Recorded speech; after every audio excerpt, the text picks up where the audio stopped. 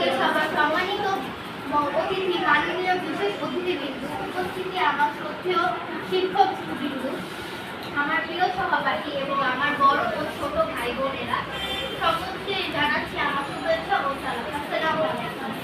আমি প্রথমে ধন্যবাদ জানাতে চাই আমার বিশেষ শিক্ষক আকরাম ভাইকে আজকে আমার কিছু বলার সুযোগ করে দেওয়ার জন্য।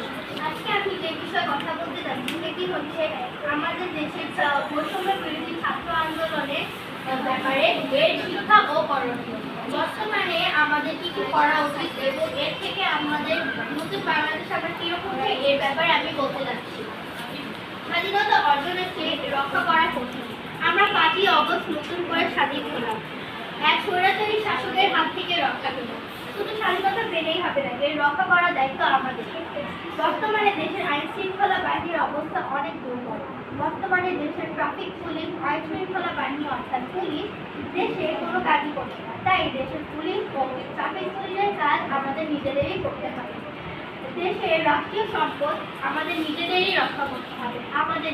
আমাদের গণভবন, সংসদ ভবন ও যত রাষ্ট্রীয় সম্পদ রয়েছে সব রক্ষণাবেক্ষণ ও পরিষ্কারের নিজেদের দায়িত্ব আমাদের। বর্তমানে আইন শৃঙ্খলা বাহিনী না থাকার কারণে রাস্তায় ডাকাতি বেড়ে গিয়েছে। তাই আমাদের নিজ নিজ এলাকায়, নিজ বাড়িতে নিজেদেরই রক্ষার জন্য দাঁড়াতে হবে।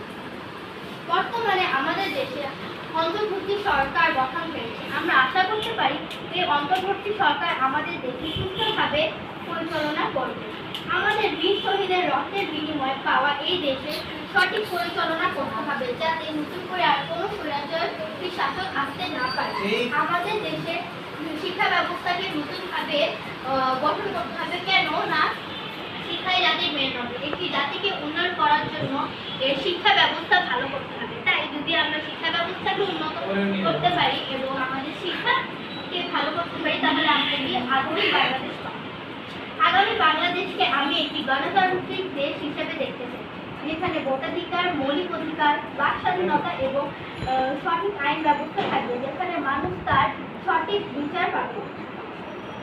নিত্য পণ্যের দ্রব্যমূল্যের দাম নিয়ন্ত্রণ করতে হবে, যাতে সকল শ্রেণীর মানুষই তাদের প্রয়োজনীয় চাহিদা মেটাতে পারে। আমাদের দেশকে এমন একটি উন্নত করতে হবে যাতে বিশ্বের অন্য দেশের সাথে আমরা তাল মিলিয়ে চলতে পারি। আর আমরা কোনো কোঠা চাই না, কারণ মেধাভিত্তিক মূল্যায়ন চাই, যাতে সকল শ্রেণীর মানুষ তার যোগ্যতা ভিত্তিক অনুযায়ী চাকরি পেতে পারে। এই হলো আমার চাওয়া স্বাধীন বাংলাদেশ।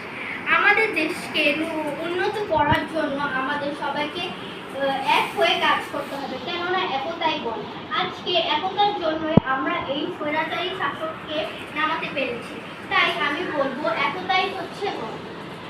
আসসালামু আলাইকুম।